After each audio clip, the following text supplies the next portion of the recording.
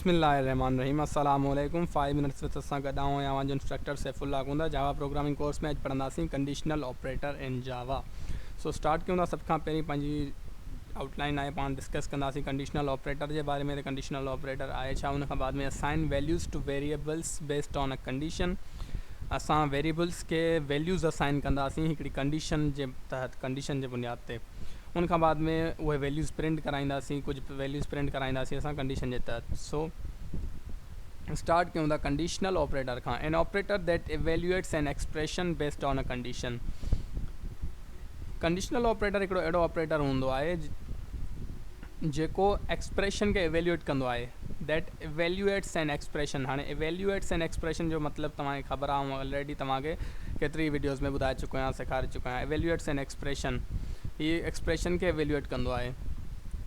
पर हिन conditional operator में छा आहे त एक्सप्रेशन के इवेल्युएट कंदो आहे पर बेस्ड ऑन अ कंडीशन, हिकिड़ी कंडीशन जे तहत, कंडीशन जे बुनियाद ते। मतिलबु ही कंडीशन चेक कंदो त अगरि कंडीशन ट्रू थी थिए त हिकिड़ी एक्सप्रेशन के इवेल्युएट कंदो, अगरि फॉल्स थी थिए त ॿी एक्सप्रेशन के इवेल्युएट कंदो। सो हिन जो सेंटेक्स कुझु हिन तरह आहे। सेंटेक्स आहे त फर्स्ट ऑफ ऑल असां हिते हिकिड़ी बुलियन एक्सप्रेशन रखंदासीं। बुलियन एक्सप्रेशन मां मुराद त जंहिंजो सिर्फ़ु ॿ रिज़ल्ट निकिरनि, ॿ ई वैल्यूज़ निकिरनि, या ट्रू या फॉल्स। अहिड़ी एक्सप्रेशन जंहिंजा सिर्फ़ु रिज़ल्ट में या ट्रू अचे या फॉल्स अचे त उनखे असां बुलियन एक्सप्रेशन चवंदासीं। सो हिते रखंदासीं असां बुलियन एक्सप्रेशन। उन खां बाद में क्वेश्चन मार्क खां बाद में असां रखंदासीं एक्सप्रेशन 1, जेको मतिलबु अगरि ट्रू थियण ते असांखे जेको कमु कराइणो आहे, जेको असांखे एक्सप्रेशन 1 जेका ट्रू थिए, अगरि मतिलबु हीअ कंडीशन जेका आहे न, हीअ बुलियन एक्सप्रेशन, हीअ बुलियन एक्सप्रेशन अगरि असांजी ट्रू अची वञे त असांखे जेका एक्सप्रेशन इवेल्युएट कराइणी आहे उहा हिते रखंदासीं, हिन पहिरें एक्सप्रेशन वारी जॻह ते। उन खां बाद में ॾींदासीं कॉलन, ही कॉलन लॻाईंदासीं। कॉलन लॻाइण खां बाद में एक्सप्रेशन 2 लिखंदासीं। एक्सप्रेशन 2 छाजे लाइ आहे? एक्सप्रेशन 2 आहे अगरि हीअ बुलियन एक्सप्रेशन फॉल्स थी वञे, अगरि हीअ बुलियन एक्सप्रेशन फॉल्स थी वञे त एक्सप्रेशन 2 इवेल्युएट थी वञे। सो हिन कंडीशनल ऑपरेटर जो कमु कुझु अहिड़ी तरह हूंदो आहे त अगरि माना ही बुलियन एक्सप्रेशन ट्रू थी थिए, अगेन मां रिपीट थो कयां त बुलियन एक्सप्रेशन जो हिन कंडीशनल ऑपरेटर जो कमु हीअं हूंदो आहे त फर्स्ट ऑफ ऑल असां हिकिड़ी बुलियन एक्सप्रेशन लिखंदा आहियूं। बुलियन एक्सप्रेशन खां पोइ क्वेश्चन मार्क लॻाईंदासीं, पोइ एक्सप्रेशन 1 ऐं सेमी कॉलन लॻाइण खां बाद में वरी एक्सप्रेशन 2 लिखंदासीं। हाणे छाजे करे लिखूं पिया, इनखे कहिड़ी सीरीज़ में असांखे लिखिणो आहे? असांखे उन सीरीज़ में लिखिणो आहे त अगरि असांजी बुलियन एक्सप्रेशन ट्रू थींदी। हाणे कंडीशनल ऑपरेटर कमु कीअं कंदो? अगरि जेका हिते असां बुलियन एक्सप्रेशन ॾिनी आहे, अगरि उहा बुलियन एक्सप्रेशन ट्रू थी ॾिए, उनजो आउटपुट ट्रू थो अचे, उहा ट्रू रिटर्न थी करे, अगरि उहा बुलियन एक्सप्रेशन सही आहे, ट्रू आहे, त असांजी हीअ एक्सप्रेशन रन कंदी, हीअ एक्सप्रेशन जेको आहे सो इवेल्युएट थींदी, हीअ कंडीशन असांजी कमु कंदी। हिते जेको कमु लिखियलु हूंदो असांजो कोड लिखियलु हूंदो, उहो कोड रन थींदो हिन एक्सप्रेशन 1 वारो, क्वेश्चन मार्क खां पहिरियों खां बाद में जेको वरी पहिरियों एक्सप्रेशन आहे उहा असांजी रन थींदी। अगरि बुलियन एक्सप्रेशन फॉल्स थी थिए त असांजो हिकु कॉलन खां बाद वारी एक्सप्रेशन 2 जेका लिखियलु हूंदी असांजी हिते, जेको ॿियो कोड लिखियलु हूंदो, उहो रन थींदो। सो ही इफ़ स्टेटमेंट वांगुरु आहे, जेका असां अॻिते हली इफ़ स्टेटमेंट पढ़ंदासीं इंशाल्लाह। सो इफ़ स्टेटमेंट वांगुरु आहे ही बि, त अगरि माना इफ़ हीअ ट्रू आहे, इफ़ अगरि ही बुलियन एक्सप्रेशन ट्रू आहे त ही कमु करे, अदरवाइज़ ही कमु करे, एक्सप्रेशन 2 वारो। सो हाणे हिनखे बेसिकली आऊं वरी हिते जेको आहे सम्झायो, सेम ॻाल्हि सम्झाई आहे, लिखी आहे त इवेल्युएट्स टू, हीअ कंडीशनल ऑपरेटर छा कंदो आहे? ही इवेल्युएट्स टू, ही छा इवेल्युएट कंदो आहे? एक्सप्रेशन खे कीअं इवेल्युएट कंदो आहे? Expression 1 evaluates to expression 1 if Boolean expression is true. अगरि बुलियन एक्सप्रेशन ट्रू आहे त ही एक्सप्रेशन 1 खे इवेल्युएट कंदो। अगरि बुलियन एक्सप्रेशन फॉल्स आहे, if Boolean expression is false then it evaluates to expression 2, त पोइ ही असांजी एक्सप्रेशन 2 खे इवेल्युएट कंदो। सो इहो आहे कंडीशनल ऑपरेटर। हाणे हिन जा एग्ज़ाम्पल ॾिसूं था। So now we will assign values to variables based on a condition. हाणे असां वेरिएबल्स खे कुझु वैल्यूज़ असाइन कयूं था जेके कंडीशन जे तहत असां असाइन कंदासीं। सो असां चाहियूं था, सपोज़ कयो असां जेको आहे चाहियूं था त मैक्सिमम ऑफ 2 नंबर्स ॻोल्हियूं, मतिलबु ॿिनि नंबर्स जे विच मां दरमियान मां असांखे वॾो नंबर ॻोल्हणो आहे। त 2 नंबर्स असां वटि आहिनि, सपोज़ कयो असां वटि 2 नंबर्स आहिनि, त उन्हनि मां वॾो नंबर कहिड़ो आहे? सो इन जी कंडीशन असां कीअं ठाहींदासीं, इन में कंडीशनल ऑपरेटर कीअं यूज़ थींदो? हाणे सपोज़ कि मूं वटि हिकिड़ो वेरिएबल आहे इंटीजर a, जंहिंजी वैल्यू आहे 10, इंटीजर b ॿियो वेरिएबल आहे, उन जी वैल्यू आहे 15। हाणे ऐं टियों वेरिएबल हिते इनिशलाइज़ कयो आहे जंहिंमें ॾिनो आहे इंटीजर मैक्सिमम जे नाले सां मां टियों नंबर वेरिएबल असाइन कयो आहे। उन में मां इनिशलाइज़ेशन कई आहे उनजी, उन में छा असाइन कयो आहे, उनखे मां इक्वल कयो आहे त A greater than B question mark A semicolon B. So हिते मां हिन खे छा असाइन कयो आहे, हिकिड़ो कंडीशनल ऑपरेटर लॻाए छॾियो आहे। कंडीशनल ऑपरेटर मतिलबु हाणे छा थींदो त हीउ चेक कंदो, फर्स्ट ऑफ ऑल हीअ असांजी बुलियन एक्सप्रेशन आहे ए ग्रेटर देन बी। ज़ाहिर आहे हिन जी ॿ रिज़ल्ट निकिरी सघंदा, या त ए बी खां वॾो हूंदो ट्रू, या वरी ए बी खां वॾो न हूंदो फॉल्स। इहे ट्रू या फॉल्स इहे ॿ कंडीशन निकिरी सघंदियूं। सो हीअ असांजी बुलियन एक्सप्रेशन आहे। बुलियन एक्सप्रेशन खां बाद में मां हे अगरि ट्रू ईंदी, हीअ बुलियन एक्सप्रेशन ट्रू हूंदी त मुंहिंजो हीउ कमु थी वेंदो, मतिलबु ए मुंहिंजो स्टोर थी वेंदो मैक्सिमम में। अगरि बुलियन एक्सप्रेशन मुंहिंजी फॉल्स हूंदी त मुंहिंजो बी स्टोर थी वेंदो मैक्सिमम में। सो हाणे चेक कयूं था त बुलियन एक्सप्रेशन असांजी ट्रू आहे या फॉल्स आहे। So A is greater than B, असां चयो आहे A greater than B. So A जी वैल्यू आहे 10, बी जी वैल्यू आहे 15, मतिलबु असां चवंदा 10 वॾो आहे 15 खां, न असांजी बुलियन एक्सप्रेशन छा थी वई, फॉल्स थी वई। फॉल्स थी वई त असांजी छा एवेल्यूएट थींदी, हे बी हीअ सेकंड एक्सप्रेशन असांजी एवेल्यूएट थींदी जेका कॉलन खां बाद में लिखियलु आहे। सो हीअ सेकंड एक्सप्रेशन एवेल्यूएट थींदी त हिन में छा लिखियलु आहे त बी खे असाइन कयो वञे मैक्सिमम खे, मतिलबु बी जी वैल्यू स्टोर कई वञे मैक्सिमम में। सो असांजो मैक्सिमम हाणे छा थी वियो, मैक्सिमम इक्वल थी वेंदो बी जे। ऐं जॾहिं तव्हां हिन खे प्रिंट कराए ॾिसंदासीं असां system dot out dot print L N method सां मैक्सिमम खे प्रिंट कराईंदासीं त असां आउटपुट छा ईंदो, 15 ईंदो, 15 बी जी वैल्यू, मतिलबु असांजो वॾे में वॾो नंबर ॿिन्ही मां वॾो नंबर कहिड़ो आहे, 15 आहे।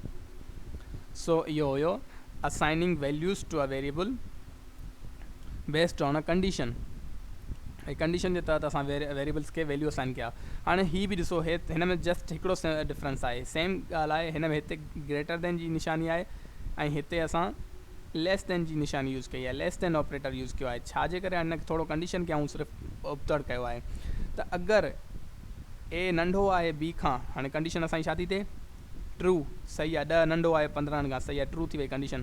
त असांजी सारी फस्ट एक्सप्रेशन एवेल्यूएट थींदी। त हाणे असांखे छा स्टोर कराइणो आहे, वॾो नंबर। सो मां हिते बी खे हिते रखी छॾियो, ए खे सेकंड एक्सप्रेशन में मारे छॾियो। त हाणे असांजो वरी बि छा थींदो, बी असांजो हिन में मैक्सिमम में स्टोर थी वेंदो, छो त असांजी एक्सप्रेशन छा आहे, बुलियन एक्सप्रेशन ट्रू आहे। ए नंढो आहे बी खां, ए नंढो आहे बी खां, त असांजी फस्ट एक्सप्रेशन जेका आहे उहा एवेल्यूएट कई वञे। सो मतिलबु बी असांजी स्टोर थी वेंदी मैक्सिमम में, ऐं सेम मैक्सिमम खे जॾहिं असां प्रिंट कराईंदासीं त असां वटि सेम 15 रिज़ल्ट ईंदो। सो इहो हुयो assigning values to variable based on a condition.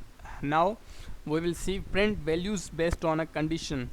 हाणे असां वैल्यूज़ प्रिंट कराईंदासीं कंडीशन जे तहत। जीअं असां कंडीशन जे तहत वैल्यूज़ असाइन कया वेरिएबल्स खे, अहिड़ी तरह असां वैल्यूज़ प्रिंट कराईंदासीं कंडीशन जे तहत। सो असां सपोज़ कयो असां हिकिड़ो प्रोग्राम पिया ठाहियूं जंहिंमें असां कंडीशन ॾिनी आहे त प्रिंट नेम इफ़ एग्ज़िस्ट्स, मतिलबु नालो प्रिंट कयो अगरि उहो नालो एग्ज़िस्ट करे थो, एग्ज़िस्ट आहे, मतिलबु नालो अगरि प्रेज़ेंट आहे कंहिं वेरिएबल में त उहो नालो प्रिंट कयो वञे। वेरिएबल में अगरि का वैल्यू आहे त उहा प्रिंट कई वञे।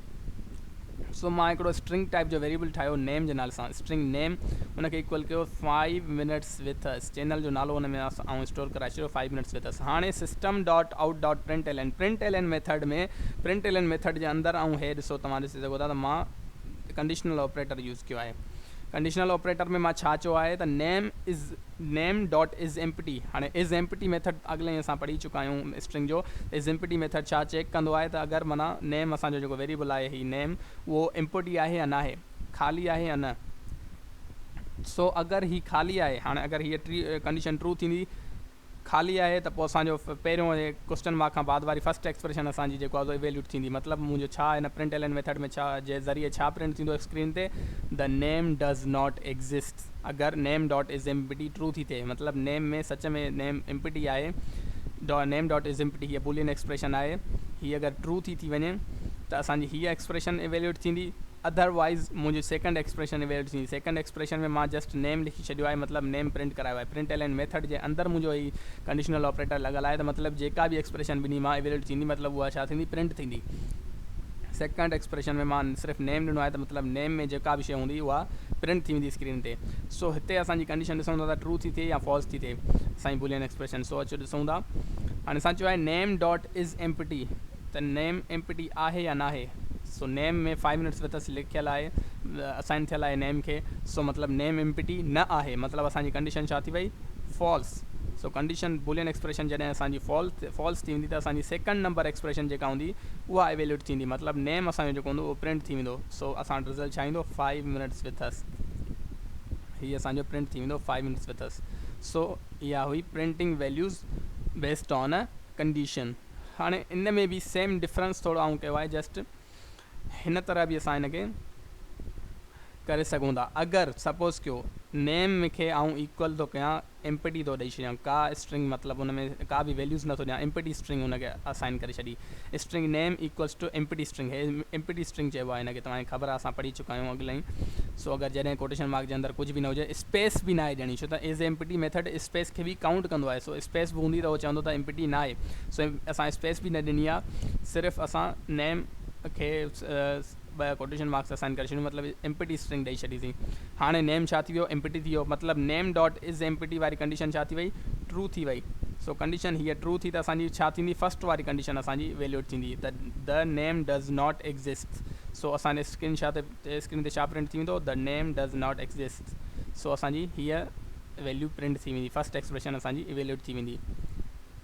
सो इहो ऐं हू सेम प्रोसेस हुया, ॿई कंडीशन, जस्ट असां थोरो डिफरेंस कयोसीं, हुन में थोरी चेंजिस आंदियूं। थर्ड नंबर असांजो हीअ आहे त हिन में आऊं नॉट ऑपरेटर यूज़ कयो आहे कंडीशन में। हाणे सपोज़ कयो ही सेम आहे असांजो स्ट्रिंग नेम 5 मिनट्स त सेम असांजो नालो हुन में असाइन थियल आहे, पर हिते आऊं कंडीशन उल्टी करे छॾी आहे त नॉट लॻायो आहे। नेम डॉट इज़ एम्पटी असांजी छा हुई, नेम डॉट इज़ एम्पटी, फ़िलहालु नॉट खे छॾियो, नेम डॉट इज़ एम्पटी असांजी एक्सप्रेशन छा पई थिए, फॉल्स पई थिए, छो त असांजो नेम में असांजो 5 मिनट्स विथ अस स्टोर थियल आहे, त मतिलबु हीअ थी वई फॉल्स, कंडीशन त थी वई फॉल्स। चलो उन जे अॻियां वरी असां हे नॉट लॻाए छॾियो आहे, हाणे लॻायूंसि था नॉट, त नॉट लॻाए छॾियोसीं त नॉट फॉल्स जो रिज़ल्ट छा ईंदो आहे, नॉट फॉल्स इक्वल थींदो आहे छाजे, ट्रू जे, मतिलबु कंडीशन छा थी वई, ट्रू, कंडीशन ट्रू थी वई त मतिलबु बुलियन एक्सप्रेशन जॾहिं ट्रू थी वई त असांजी फर्स्ट वारी कंडीशन फर्स्ट वारी एक्सप्रेशन वैल्यूड थींदी, मतिलबु फर्स्ट वारी एक्सप्रेशन में मां हाणे हिते चेंज करे छॾी, मां फर्स्ट वारी एक्सप्रेशन में नेम प्रिंट थो करायां, सेकंड वारी एक्सप्रेशन में the name does not exist इहा स्ट्रिंग थो प्रिंट करायां, हीअ मैसेज प्रिंट थो करायां। सो फर्स्ट वारी में मुंहिंजो नेम प्रिंट करायल आहे त हिते कंडीशन ट्रू थी आहे, बुलियन एक्सप्रेशन ट्रू थी वई। हालांकि सिर्फ़ु हिन एक्सप्रेशन खे ॾिठो वञे, हिन कंडीशन खे ॾिठो वञे त इहा कंडीशन फॉल्स थी अचे, पर असां नॉट ऑपरेटर लॻाए हुनखे ट्रू करे छॾियोसीं त फर्स्ट बुलियन एक्सप्रेशन असांजी जॾहिं ट्रू थी त असांजी फर्स्ट एक्सप्रेशन एवेल्यूएट थींदी, मतिलबु नेम असांजो स्क्रीन ते प्रिंट थी वेंदो 5 मिनट्स विथ अस। सो इहो हुयो कंडीशनल ऑपरेटर, उन जा एग्ज़ाम्पल्स। सो अॼु जे लेक्चर में एतिरो ई, इंशाल्लाह मिलंदासीं नेक्स्ट लेक्चर में, तेसिताईं मूंखे ॾींदा इजाज़त, अल्लाह हाफ़िज़, थैंक यू सो मच।